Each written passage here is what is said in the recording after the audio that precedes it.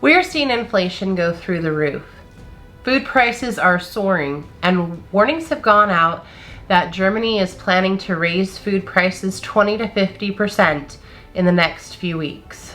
There have been warnings about price increases and shortages of wheat and products containing wheat, as two countries that together produce about 25% of the world's wheat are at war with one another.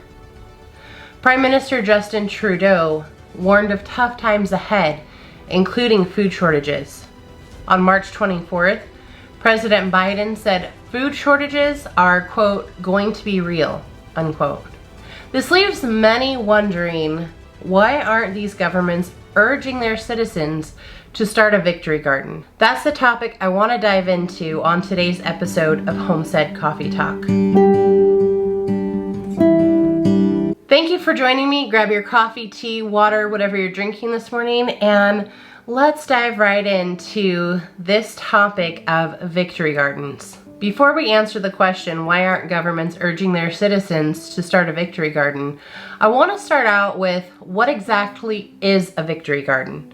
As we look at this topic, it's important to note the history of victory gardens so that we can better understand what exactly we're talking about, and we can look at whether or not that's something that should be considered for today. Victory gardens are something that was well before my time, and while I've heard the term being thrown around, it's not something that I completely understood. It's something that I always just associated with war, and so in my mind, I was kind of thinking, well, if we're not technically at war, maybe that's why governments were not urging citizens to start a victory garden. As I look a little bit more at the definition and the origin of victory gardens, it helps me to put everything into perspective. Victory gardens were sometimes called war gardens or food gardens for defense. Governments began promoting the idea of victory gardens in 1917 during World War I.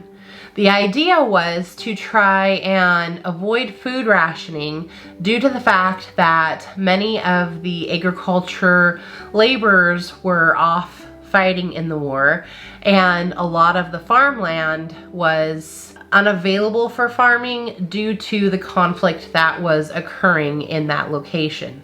The promotion of victory gardens returned during World War II. This time, though, they were unable to avoid food rationing, and the main purpose of victory gardens was to supplement food rations as well as provide food for the soldiers who were fighting abroad. The country had not fully recovered from the First War and the Great Depression, and therefore food supply was still low, and there was a major drain on the public food system, and food shortages were very prevalent. So the purpose of victory gardens was to kind of relieve some of that pressure on the public food system while also providing extra food to send abroad to soldiers who were fighting in the war.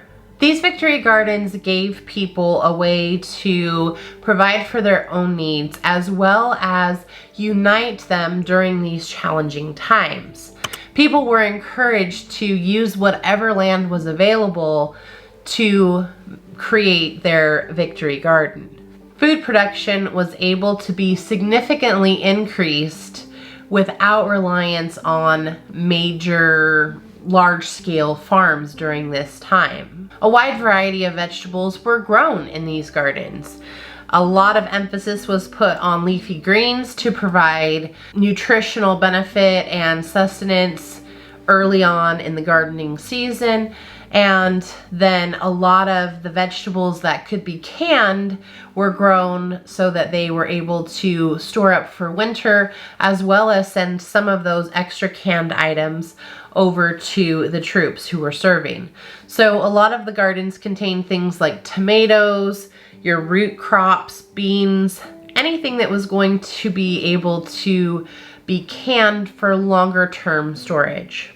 Interestingly, during this time, kohlrabi and Swiss chard became very popular because people found them easy to grow. So that kind of produced the rise in these particular crops. I thought this was really interesting because I can remember my grandma always growing kohlrabi. And once she stopped gardening, I'm not really sure that I have given it much of a try. It wasn't something that was high up on my list of items to try and grow. But now, after doing some research, it really makes a lot more sense because she grew up during that time period when victory gardens were a big thing. I wish I would have tapped into her knowledge more, and I wish that I would have spent the time learning more from her about that time period and about how her family was able to survive during those challenging times. When you're a youngster, you don't realize how valuable that information is from previous generations. I think that a lot of people are not as well versed in what occurred during those times. I've been really fortunate that my family has always been into gardening and canning and has passed on a lot of that information to me throughout the years. But I know that a lot of people my age have not had that opportunity to learn from those who were involved in that previously. It didn't matter where you lived during that time period, people were involved in creating victory gardens. People turned their front yards into usable garden space. If they lived in town, people were making rooftop gardens. They were doing container gardens. There were a lot of communities coming together and creating community gardens in the schools, in the parks. They were using community land in order to create these gardens that many people were able to benefit from. And while they might not have been able to provide for every single one of their needs, everyone was united in that sense that they were doing something to positively contribute to a very challenging situation and a very challenging time. So all of this information and understanding brings us back to that original question. Why are governments not urging their citizens to start a victory garden? I'm not 100% sure of the answer to that question. Whether it's that they don't think enough people have the skills to do it, or perhaps the generation that is in office right now doesn't understand the value and benefit of victory gardens. Maybe they didn't grow up with gardening. I'm not sure the reason behind it. But what I do know is, do we really need the government to tell us that we should start a victory garden if we see the evidence that this is something that could positively benefit you, your family, your community, and could positively impact all of those around you? I would think that the answer is no, we don't need someone to tell us that. And if you do need someone to tell you, I will be that person for you right now. And I am telling you, it is a great idea to start a victory garden right now. There are many reasons why people might be apprehensive about starting a garden in the times that we're living in right now. Like I said previously, some people haven't had the opportunity to learn from those who have gone before them, who have been gardening and canning and doing all kinds of food preservation. They haven't had the opportunity to see the options that are out there and to really think about how it could be done. They haven't seen the necessity for it. In their lifetime, things have been very convenient. You could just go to the store and get whatever you needed, and so why put in the time to actually garden and try to grow your own food? This actually is an argument that I have heard from people from time to time. And is there reason or excuse for why they don't need to start a garden? Some people say, well, I live in town. I don't have any place where I can garden. I live in an apartment. There's nothing I can do. And that really isn't true. If we look back at people who were living in town and people who are making things work today, it's still an option for you. Again, you might not grow every single thing that you're going to eat, but it might be enough to supplement what you're already doing so that you can lower food costs. If you live in town and you own your own home, then you have a lot of options and opportunity. When I lived in town, I was able to turn most of my backyard space into growing space. And there's a lot you can do in a small space. You can have an orchard, you can have berry plants, you can grow vegetables. You just have to plan it. And I would see other places where people would turn their front yards into a growing space. And that's something that you can do too. If you rent, talk to your landlord. I was very fortunate in one of the first homes that I was renting. I was able to ask my landlords for permission to put in some garden beds in the backyard, and they were totally fine with that. If you are living in an apartment, container gardening is definitely a viable option for you. And the idea of a community garden might be something that would be the perfect fit. If you don't have a community garden already established, see if you can find some other people who are kind of like-minded and might have some similar ideas, and see if they would be open to starting that with you. Be the person who is the first one to go out and start that community garden.